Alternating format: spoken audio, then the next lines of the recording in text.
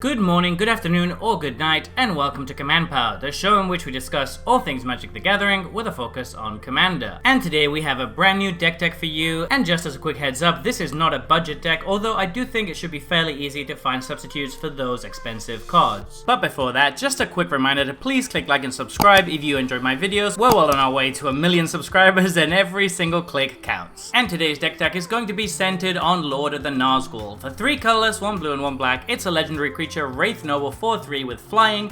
Wraiths you control have protection from ring bearers, and whenever you cast an instant or sorcery spell, create a 3/3 black Wraith creature token with menace. Then if you control 9 or more Wraiths you control have base power and toughness 9/9 until end of turn. So this card has quickly become the most popular commander from the Lord of the Rings, and it's clear to see why. It's a very cool build around that's going to allow you to play lots of sweet cards and include the Nazgul in your deck, which have been spiking like crazy lately. The reason I didn't build this deck first and instead went for Sauron with a Nazgul sub-theme is because I feel this deck is a little bit less fun for a lot of people because it's going to be fairly controlling and basically based around playing lots of cheap instants or sorceries so that we can get the most value out of the Lord of the Nazgul. That being said, if your playgroup is a little bit stronger and you don't have an issue with that, this deck is definitely super fun if that's the kind of gameplay you're into. So without further ado, we're going to get started with Archmage Emeritus. We're playing a lot of instants and sorceries, so this is going to draw us a lot of cards. Canoptek Wraith is really cool in this deck because if we draw it early on before we have our engine going, we can just pay 3 mana and have a slightly awkward ramp effect that's going to get us 2 lands with the same name as a land we control. So we will need to run more basics than normal. But if we top deck it late game and we already have Lord of the Nazgul out, this becomes really solid because it's a Wraith itself. So it works with all of the Nazgul and it gets extra counters from them. And it also can just be turned into a random 9/9 unblockable, which is incredibly powerful. So this card works super well in the deck. Changeling Outcast has a lot of the same benefits as Canoptek Wraith. Basically, it's going to get all the advantages of being a Wraith and also is unblockable. Gale Waterdeep Prodigy gives this deck a lot of staying power late game because we can get a lot of card advantage by replaying things from our graveyard, and our instants and sorceries are so cheap that we should be able to do multiple cards in a turn with this. Gandalf Friend of the Shire fits perfectly here. It's going to allow us to cast our sorceries as though they had flash. That's already pretty good, but with all the tempting we're going to be doing with the Nazgul, it's very easy to draw cards with this. Glasspool Mimic can copy a bunch of good things in this deck. Copying Canoptek Wraith can be really good. Copying one of the Nazgul themselves, it becomes amazing because they actually stack. The more of them you have, the more counters you get. Rima Saruman's Footman is going to guarantee us triggers for Lord of the Nazgul as long as it connects, and it is very easy to connect with it because it's unblockable. We have the 9 Nazgul themselves, and these are going to grow very quickly once we have multiples of them out, and tempting us every time is still a pretty solid effect as we have a few tempt payoffs. Once we have our commander out, they work particularly well because they will have base stats 9/9, but they'll still keep all of the counters on them. Ring Wraiths is another excellent Wraith that is going to allow us to deal with one of our opponent's things, and then since we're tempting so much, we can keep recycling this if it gets removed or dies to a board wipe. Sauron the Necromancer works very well with all the tempting we're doing, and it can allow us to rebuy creatures in our graveyard that have died previously. Sedgemoor Witch is an excellent card with all of the instants and sorceries we're playing. It's going to give us a nice little padding of 1/1s that gain us some life since this is such a slow deck. Tolerant Sky Summoner is great in any spell slinger deck, and we're definitely slinging a lot of spells here. Witch King of Angmar can be pretty good against certain strategies by dissuading people from attacking you. It is a little bit worse against tokens, but I think it's still good enough with all the growing it's going to be getting from Lord of the Nazgul and the Nazgul themselves to include in this deck. Witch King Bringer of Ruin synergizes with our commander and the Nazgul perfectly, and it's even going to get rid of a creature every time it attacks, which is great. Moving on to instants, we have an offer you can't refuse. 1 mana spells are at a premium in this deck, and we definitely want to protect our commander. Arcane Denial is another cheap bit of interaction that also refills our hand. Bayin Veil can save a lot of damage against go-wide strategies, and it's basically a free include by being a land on the other side. Brainstorm is not a card that I would usually play unless I had a ton of shuffle effects, but we are running quite a few shuffle effects, and getting a free 3/3 menace out of it makes it so much better. Cackling Counterpart can create a Nazgul at instant speed. If we have Lord of the Nazgul out at the same time, we can ambush somebody by getting a crazy amount of power onto the battlefield for just 3 mana. Consider gives us a nice little bit of card selection. Counterspell is very decent interaction, of course. Deadly Rollick is a card I usually don't include in my deck text because I find it very expensive, but it is very good in this deck by allowing you to get a free creature with Lord of the Nazgul out. Frantic Search allows you to have some really crazy turns in the mid game where you just play this, draw a couple of cards, discard lands or something you don't need, and then get your mana back immediately, all whilst getting creature tokens at the same time. Glorious Glory Scale is going to work very well with our Nazgul, whilst also giving us another bit of interaction. Hag Mauling is another removal spell that doesn't really cost us a card slot. Infernal Rasp is incredibly efficient as a removal spell, so that's why it's in here. Jewelry Disruption feels amazing when you actually catch your opponents out with it, and certainly in my games people tend to tap out a lot. But even when you don't, having the option to just trade it in for a 3/3 is still very good. Lethal Scheme works really well with all the tokens we're creating. You can basically play it for free and loot a bunch of stuff, which is fantastic. Malachite Rebirth is a great way to protect our commander if somebody tries to remove it. Opt is another nice cheap cantrip. Pylon is similar to Lethal Scheme, but a little bit worse because you aren't getting loot and instead you're just getting Surveil 2, although that is still very good. Pongify is really cheap removal, and it's even better than it normally is in this deck because we immediately get a 3/3 to counteract the 3/3 we're giving them. The same applies to Rapid Hybridization. Resculpt is another similar card to the previous two, but this can actually hit artifacts, which is a weakness in the deck, so it's really good here. C-Double is going to be very good late game when graveyards are full. We can just make another Nazgul at instant speed, and we can get a copy of an important spell. Those are both great effects. Silundi Vision should be very good in this deck because we're running so many instants and sorceries. 37 cards is a lot, so it's pretty likely that we hit with this. Soothing of Smeagol is great for the instant speed tempting, which can buff our team and actually act a little bit like a combat trick. Swan Song is very cheap interaction, and the 2/2 isn't really that relevant when we have all of our huge wraiths. Transcendent Message I really like in the mid game. If we don't have enough creatures to quite close off the game yet, we can just skip a turn from attacking and then tap all of our creatures to this to just draw an absolute ton of cards, which seems very good. Unwind is a free counter spell in this deck, which is amazing because we just get to then use the mana again when we untap. Moving on to sorceries, we have Agadeem's Awakening, which whilst a little bit weaker than normal because we're running multiples of the Nazgul, can still bring a bunch of creatures back into the battlefield late game. Birthday Escape is a very simple little cantrip that can also act as a huge pump spell in this deck. Feed the Swarm allows us to deal with enchantments, which has a blue-black deck we can't do very easily. Cataxian Probe is fantastic as a free spell that essentially is going to make us a 3/3 with Lord of the Nazgul out.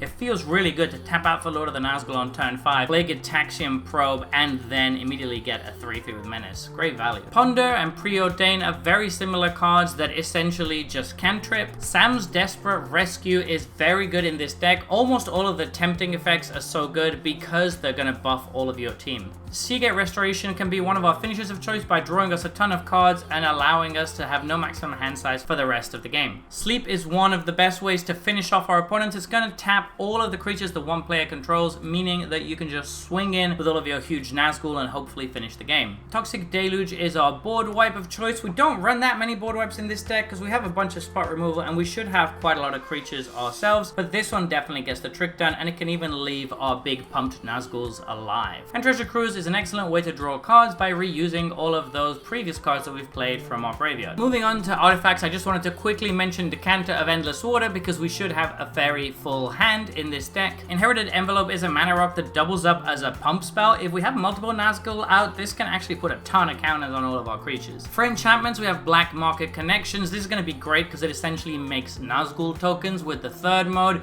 It does cost a lot of life though, so be careful with this if you're fairly low. Call of the Ring is also going to cost us life, but essentially drawing a card every time you get tempted is well worth it. And Kindred Discovery is going to work well with all the wraiths we're making since they're going to trigger it when they enter the battlefield or attack. That is a lot of card draw. Finally, for lands, we have Rivendell, which it should be easy to get untapped since the Ring Tempting makes the creature legendary. And Takenuma, Abandoned Maya, which again should be fairly cheap because we are likely to have a couple of legendary creatures out at least. So there you have it. That has been our Lord of the Nazgul deck tech. It's a pretty straightforward one, just a true Dimir control deck, but there are some nice spicy includes such as all of the tempting effects which become huge buffs in this deck. What do you think? Are there any cards that shouldn't be in here or any cards that you think I should add? Let me know in the comments section below. I read all comments and respond to all of them too. And if you enjoyed this video, don't forget to click like or subscribe. It really helps the channel. And until next time, take care.